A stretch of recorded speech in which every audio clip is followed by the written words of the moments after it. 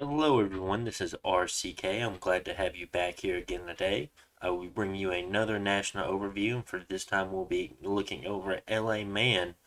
I've already done the expansion for it, so if you're interested in that, I will not be including it in this video. You can go and check my other expansion playlist out, where we list all the other ones, and I'm sure you'll be able to find the LA Man expansion. Other than that, let's go ahead and get started with this. Alright, our race is humans, basic like medieval type infantry. Our magic paths are air, earth, astral, fire, a little bit of death. Um, Research is not affected by drain scales, and we will go over that. They have average priests as far as their recruitable goes. They have recruitable holy ones and recruitable holy twos, so not too bad. They're building standard forts, but starts with a grand citadel. And your magisters can build two citadels, I believe. I can't remember if they can build grand citadels or not, but I know they can build citadels for sure because they have the mason tag to them. Um, Not really nothing there about anything with our god. So let's go ahead and start looking off at the site we have here, the Forest of Avalon. Um, each turn it will be able to produce 2 nature gem and 2 air gem. Not too bad. As far as what we want it to produce, I think this would be good enough. Even though it's kind of odd that we don't have nature units or nature mages. We'll go ahead and start off with the units here. We'll try to go through them relatively fast so I can show you a version of a pretender that I took for this nation. Starting off here, you have a basic Spearman. Link 3, 13 damage, not too bad. 10 gold, 9 resources, 9 recruitment points, very, very average. As far as it goes, this is just a chaff unit. Yes, they might be able to deal a little bit of damage to a unit. I feel like they're almost more defendable. Well, with protection 9, they're really not that great. But maybe they'll be able to get some repels off. But other than that, they're just chaff. Defense skill of 13 isn't too bad. They also have a iron cap and a shield, which will help them against arrows for sure. 10 MR and 10 morale, not too great. So we'll go ahead and look over to the next unit. As far as this goes, it's just an average human unit. Next, you have a long spear.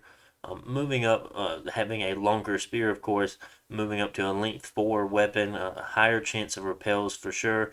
2 more protection than the spearman. As far as gold goes, same cost. 4 more resources, same recruitment points. A little bit more resource heavy, but I mean 4, so they're about 50% more costly as far as resources go. Hit points is 10, still the same. I've already talked about protection, magical resistance, and morale are the same. Defense skill has dropped a little bit, but that's due to their longer weapon. Attack skills still the same, very average at 10. Combat speed has dropped by 1, but it's not that big of a deal since it's so small of a difference. So not too bad. Still having an iron cap and a shield should be a little bit better. I mean, they're not going to really hold up against crossbows, but against the archers and short bows, they should be fine. Next, we have the Axemen. Um, Honestly enough, as far as your chaff and your units you want to be having in the front line, I would say your Axemen units here are much better than your Spearman units, but the only difference is, I mean, your Spearman units are relatively cheap. I mean, so are your Axemen at that point. Um, but they are still essentially chaff at 2. You really wouldn't want them fighting in battles as much. I mean, I feel like the Axemen can do a better job due to their 19 damage slash attack, but still their stats are very, very average. I'm not going to go over them too much in detail. They're very, very similar to the Spearmen. And then the heavy Axemen, they just have better armor, so it's going to be taking their protection up to 15 rather than, what was it, 11 or 10. That's really all they have going for them. Still having that 19 damage attack isn't too bad though. So we'll go ahead and look past them. Next, you have a wide range of archers and crossbow units that you'll have here.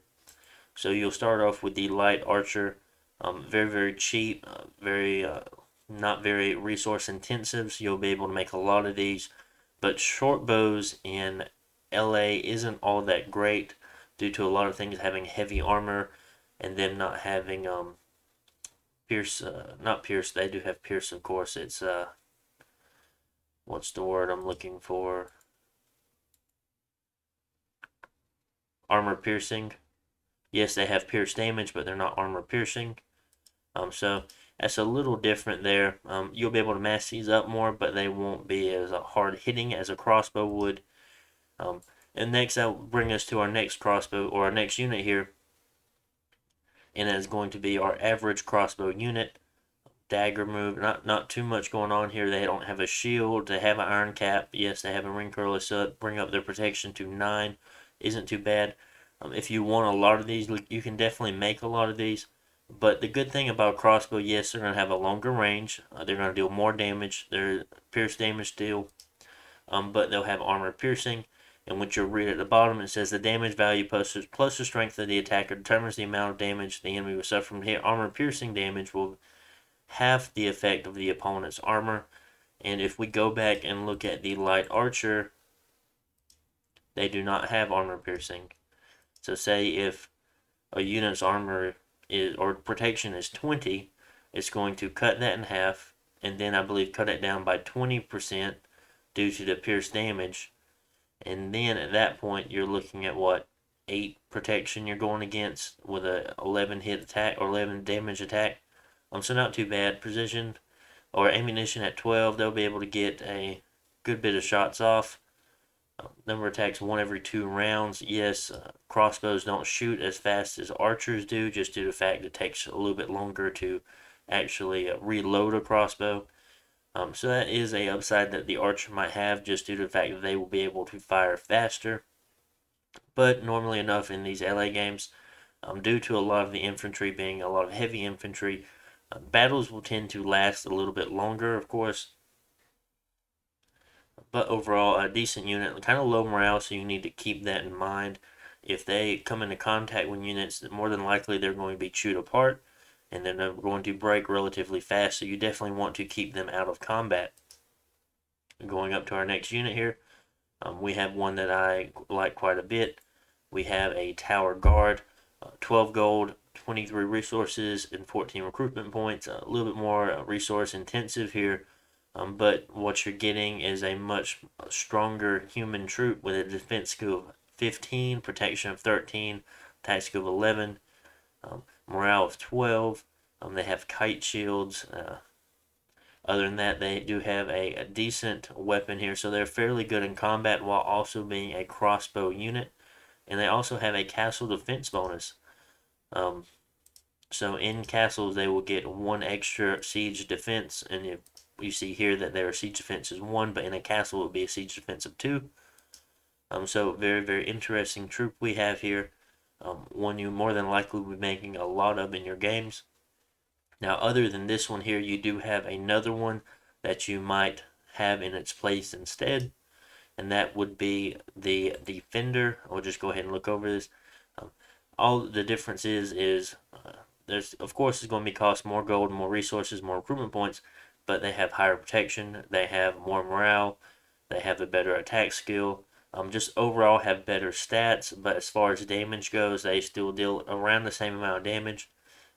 And they have a higher castle defense skill. It really depends on how you want to use these troops, while still only having the same kite shield. I think what changes here is I believe it's the helmets. No, helmets change. Chain mail. Yeah, the different chain mail they have here is what gives the extra protection, which you see a cuirass versus a hauberk. That you see on the stats here. I do think their broadsword also deals 1 more damage than the Defender does. So quite interesting for sure. And it's something what you would want more of in a way. You'll definitely be able to make more tower guard, but overall, I mean, Defenders are a little bit better. So at that point, you have to decide: do you want more quality over quantity? Which one is better in your point in the game? But other than that, we'll go over to the next unit, and that is a Forester. A quite interesting unit that we have here. A very, very low cost, only 7 resources due to the fact they have very, very low protection, not much armor. I might have an axe, dagger, and a short bow. Stealth of 55, forest survival, patrol bonus, ambidextrous. So these can definitely be stealthy raiders for sure that you could use with a stealthy commander that you have. And keep those things in mind. Another thing is being in the late age population is a lot more. And so at this point, you can turn to blood hunting to try to break into blood. I've seen it happen before. I've seen LA Man break into blood fairly easily and do a lot of cool things with blood. And foresters will do a good job patrolling your provinces down while you're blood hunting because of this patrol bonus. So it's really interesting to keep these units in mind because they might come in handy for you. Um, Other than that, we'll go on to our next unit, a longbow. So actually, longbows have a little bit longer range than a crossbow will. Crossbows have a range of 40, which this longbow has a range of 45. Dealing a little bit more damage, but if you notice, these longbows do not have the armor piercing tag to them, so that's the only downside to it. I feel like longbows are much better in MA or EA, but in LA, I still don't think they really make the cut for it. Other than that, they're still a unit that you wouldn't necessarily want to get into combat with, very low protection. Average stats here, short sword, which will do slash and pierce damage at 16 damage value, which is relatively nice. Still a very, very cheap unit as far as cost goes, so not too bad, but I still think it doesn't really make the cut for late age. Next, you have your Sacred here, and the Warden. A great sword dealing 24 damage is quite impressive, and then also having a 12 damage crossbow is also very, very nice. I've seen people take very memey blesses just to use on these guys, and honestly enough, I wouldn't recommend taking a bless on them. These guys can definitely also be used as stealthy raiders. Stealthy of 40, you can take them with the Lord Warden, I think that's his name, and have small raiding parties. I mean, you really don't need many of these guys. They have very, very high protection, decent stats, very, very high morale, being at 14, very good at dealing damage to units, and a small group of 5 or 6 of these units with a commander can definitely take out 6 to 10 PD, I'm pretty sure. Maybe even heavy cav and elephant provinces, depending on making sure it's only 6 to 10 PD. That might be something you have to test, of course. But these units are very, very costly. 26 gold, 31 resources, 31 recruitment points, and you can only make them in your capital. So, honestly enough, I really never take a bless for these guys. I mean, you can, but at that point, I don't think a bless is really worth it versus taking scales, of course. So, I don't want to spend too much time on this unit here. We'll head over to our last unit, and that's going to be the Tower Knight. Very, very high, costly for, well, not too high cost for a heavy cav, about average for a heavy cav. Overall, I mean, of course, you have a broadsword and a hoof attack, and you get that lance charge off, which is always really, really nice. Protection of 18, which is always really good. A defense skill of 16. So overall, this is just, I mean, just another heavy cav unit, and it's a good thing to have.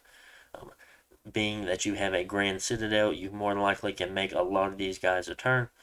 Could be consideration of doing these guys for your expansion or using these guys for expansion. Normally enough, I will either use Tower Guard. I think you can use Wardens for expansion, but you have to be careful. But Tower Guard or Defenders for expansion works relatively well. I believe the Axemen you could probably use for expansion too. I have not tested the Axemen, but I have tested Tower Guard and Defenders. But I'm pretty sure that the Tower Knight can also do fairly fine with expansion if you decide to do it. Make sure you test it though before you play the game. So now that all the units are done, we will go ahead and look over the commanders here. The first one we have the Royal Forester, 40 gold. All it is a scout for you, a leadership of 10. You can use this guy, or has a patrol bonus of 5, but you can use this guy with your other foresters to do some light raiding. Overall, I mean, yeah, they're kind of killy, but they're very, very weak. So they could possibly lose against 6 to 10 PD. I see them losing more towards the 10 part than the 6 part, of course. Um, so as far as rating goes, if I wouldn't recommend just bringing 10 foresters, I would probably use the Lord Warden and bring, I don't know, 20, but that might be too much gold putting into a rating force. It's a tough thing to think about, but it's something that you have. It's something that you can use. Next we have a Castilian, just a 80 leadership troop or 80 leadership commander. Overall, you have better leadership commanders, so it really wouldn't be a troop you use too often. You might make one or two of them, maybe build some castles or something. So not too needed there. Next you have a judge, drain or mundane researcher, so that means they are immune to the drain scale, so you can take drain 3 and they will not be bothered by it. They have a patrol bonus of 20. So with this, using the judge with the leadership of 40 while also using foresters, they will have a lot of patrol bonus for you. They will be able to patrol about anything out, any sneaking troops, of course, any elves, and they will do a great job while you're trying to blood hunt. They have a 25% random to random fire. They have a 25% random to random death. This is the only way you're able to get death. You can only get up to death 1, I believe. And once you do have a magic path, that will give them research points. Next is the Magister of Theology. He is an Inquisitor, which is a very, very interesting tag. Fairly expensive for a level 1 priest. I guess the Inquisitor tag is what makes him a little bit more gold intensive here. Being 60 gold apiece, with 1 resource, 1 recruitment point. Yeah, they're 24 gold per year, but that's due to the fact of them themselves being sacred. But the Inquisitor tag can always be very interesting, especially say if you spawn beside Lemuria or something like that. They will definitely make sure that the Dominion stays on their side and not yours. So quite interesting here. Next you have a Bishop, 70 gold for a Holy 2. I almost think this is a much better buy.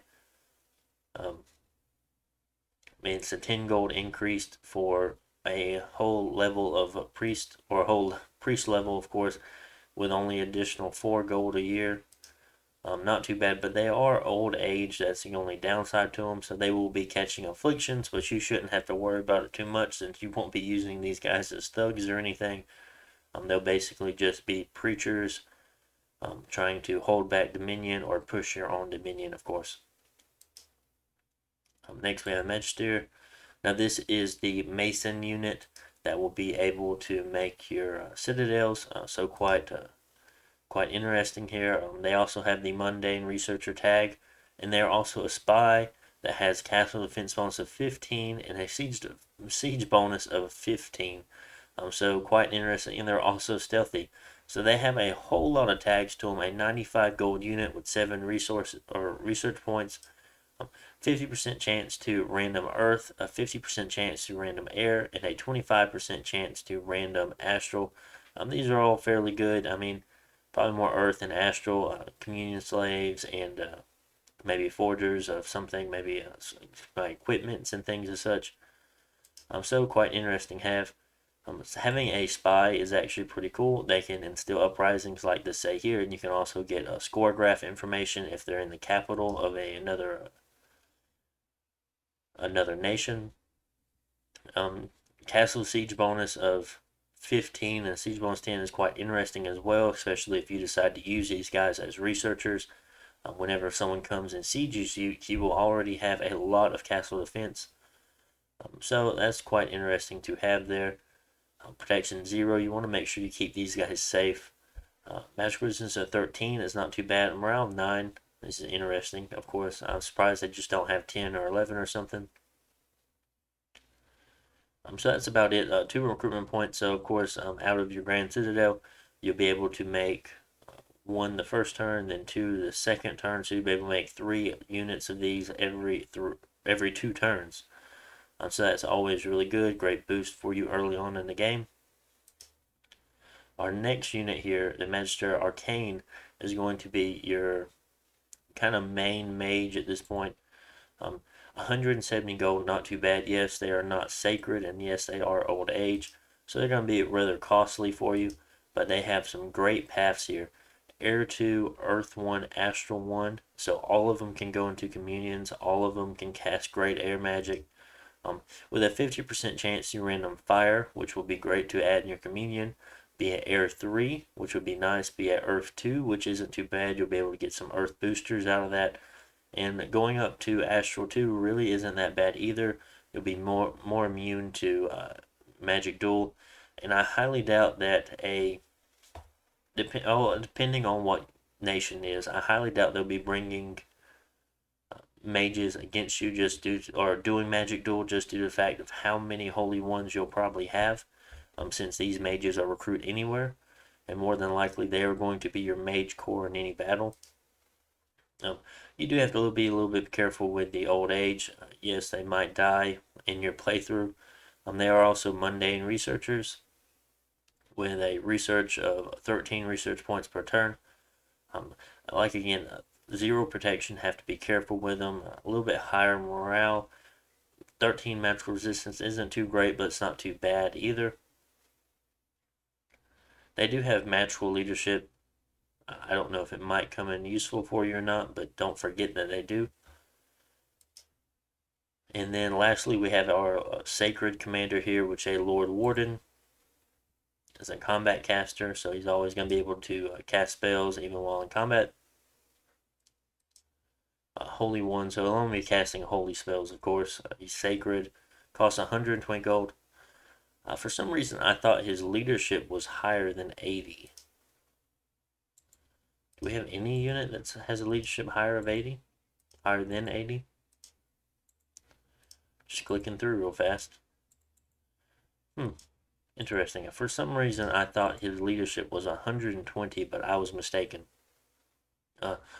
Does have a morale of 15, so that's very good. Protection of 18. This is basically a warden unit, but in commander form. Stealthy of 40, so he's okay. But like I said, basically a warden in commander form.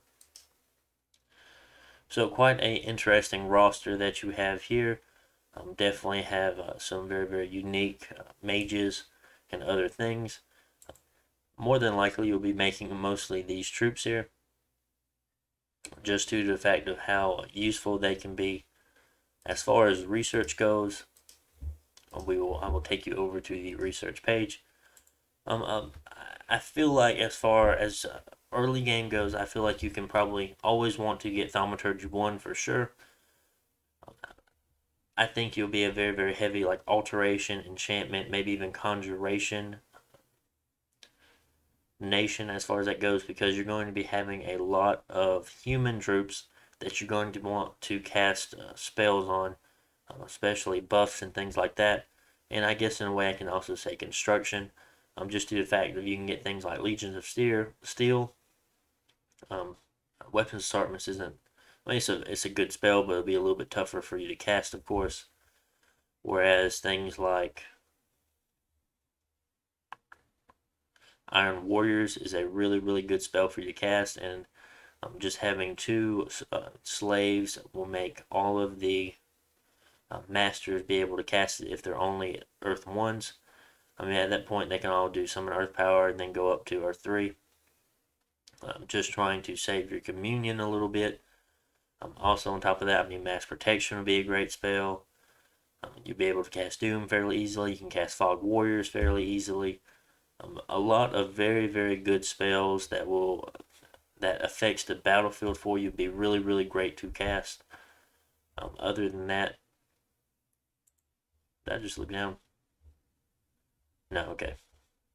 I mean, other than that, yes, you're gonna have a little bit of fire, it'll be kind of tough to cast flaming arrows, but it'll be a very, very good spell to put on your crossbows. You'd have to work into it later on in the game. All of your troops, all of your mages will be able to cast Cloud Trapeze, so you'll be able to easily transport them around if you need them in a pinch. Anti-magic is a great spell for you to cast, just due to the fact of your troops having a relatively low magical resistance. just very very basic enchantment spells that will cover the whole battlefield is going to be really really great for you. Also, another thing that's quite interesting, but I mean, even though the fact that you really don't have nature mages, you can always take it on your commander, because you will always be having two gems per turn. Maybe you can decide on going like a. Well, also, I mean, I guess it depends on what nations are in it in the game, of course. But going for like a nature global could be up your alley in some way. Um, I'm playing a, well, there could also be a very very strong possibility if you want to go for like full size air elementals. Just due to the fact of you being able to easily go into a communion, boost all of your mages up to Air 3, and one gem apiece, they'll all be able to make Air Elemental. So quite interesting, something you have to think about. I will go over to the inspector, or the mod inspector, to look at the very, very few national spells that this nation has. So I will click over to that right now. I think that was it. No, that was not it. Hold on, give me a second here. And there we go. I'm sorry about that. I'm trying to fix the page. Awesome. That will have to do for now. I'm going over the first little bit here. We have summon summon black dogs. Path required is 2 death. If you notice, all these paths are kind of tough for us to get, just due to the fact of us not having any mages that have those paths. Yes, we're going to be able to get the death 1, which I'll go over here shortly. So conjuration, black dog, you get 20 black dogs. They're stealthy, have dark power, dark vision, and iron vulnerability. I'm not too great. I wouldn't really want to spend 8 death gems on them. Next, we have a kind of a different dog in a way. That's going to cost you 6 nature gems here, but they are sacred. But like I said before, I wouldn't necessarily take a bless on this nation, so I really don't see the use for these troops either. But I do want to go over them. Bargeist is, let's see here. Curse Attacker, which is quite interesting. Stealthy, Venomous Bite, they are the leadership dogs. They're also sacred too. I'm pretty sure the black dogs, they are not sacred. No, it just says animal. Okay. Then we have this spell right here, the Bean City. 25 gems for one death ritual for 25 death gems, and quite a interesting unit here. You'll be able to random air, water, earth, or death, bringing up to death 2. Actually, bringing up your death 2 would be very very nice. At that point, you'll be able to cast Wailing Winds, which is a great spell to cast. I can't remember. Let me actually look up that spell. Turn that off.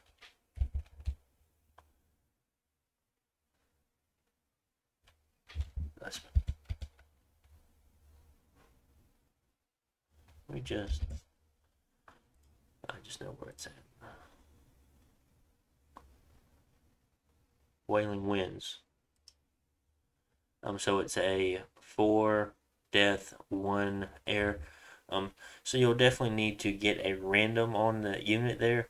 To be a death 2, at that point you can put a skull staff on him, bringing him up to death 3, and then with a extra gem, he can cast Wailing Winds, which is a very, very great spell to cast. Other than that, later on he can also cast Wind of Death.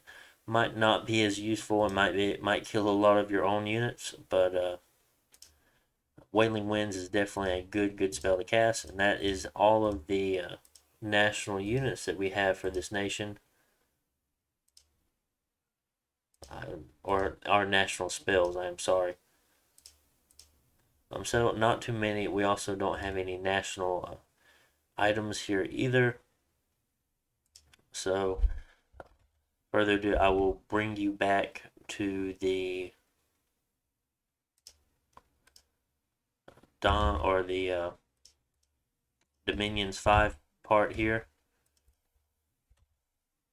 If I can figure it out. Let's see. Still. Alright, there we go. I should be back on the Dominions 5 part. Sorry, my transition between those are still a little rough, but I have been trying my best on it. Hopefully my voice sounds a little bit better. I know from my Deep Rock Galactic video it was kind of too loud, so I toned it down a little bit, but I have been working on it and trying to make my voice a little bit louder in the videos. So we will quit without saving. Look at tools, view created pretenders. Right there. Alright, and this is what I decided to go with the LA Man. Dominion score of 4, order 2, productivity 3, 0 for the temp scales, 3 growth, 3 luck, 3 magic. And I know, yes, you can take drain 3, but honestly enough, I'd still rather turn my mages into more powerful researchers to try to push me into the mid game. Even though, yes, you can get extra points, yes, you can put bless on them, or you can actually, or you don't actually have any sacred mages that you really want to put bless on. All you have are the wardens to put bless on. So not too great. I chose Astral 5 just because having Astral on a pretender is very, very good. You'll be able to forge a lot of items. I like doing it a lot. I like taking a very, very high Astral. Having magical weapons and a minor magical resistance. Basically, I took the magical weapons just due to the fact of I don't want to be in a situation where I don't have it and it might hurt me a lot, especially say you start beside Lemuria and you don't have magic weapons. You don't, at that point, you really don't have a mage score to fight with. Your units kind of suck just due to the fact they won't be able to hit the ghosts. So just having something just in case. Yeah, your game might not have that in it, so you can take something else instead. But that's just why I have it on this right now. So that could always be changed, of course. I did take the Great Enchantress, and later on it gave me a gem generator. Not too great, but I took him as imprisoned. I will just bring up Created Pretender God, Late Age, Man. We'll see how many points we had left with it. I think it was very, very close, and that's why I didn't take. Yeah, it was. We only had 3 points left, and that's the only reason why I did not take. Not the Great Sorceress. That's why I did not take the Great Sage that has the Inspiring Researcher tag to it. Just because we had so few research points left. I didn't really want a Magister Supreme, just due to the fact that it did not have Astral, and I would have to start from 0 and go up to Astral 5, and I wanted to keep Astral. Great Sorceress, or this version of the Great Sorceress. Interesting, she's a spell singer. But like I said again, tags are not, or the magic paths aren't what I desired. I could also see something going like, well, at that point you wouldn't want this pretender, would you? I was thinking about doing, maybe not that one.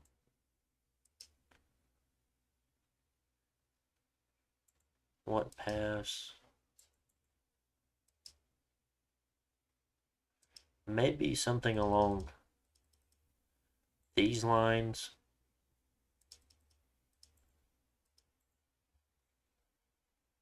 Here. Yeah, we're not having Astral, which is unfortunate though.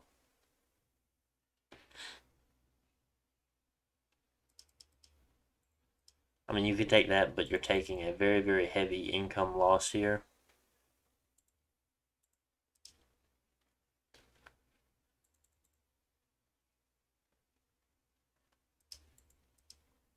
That won't be too bad. If you decide to go basic magic, you could put yourself into a very, very strong position to move into vampires later on. I saw someone doing that in a game.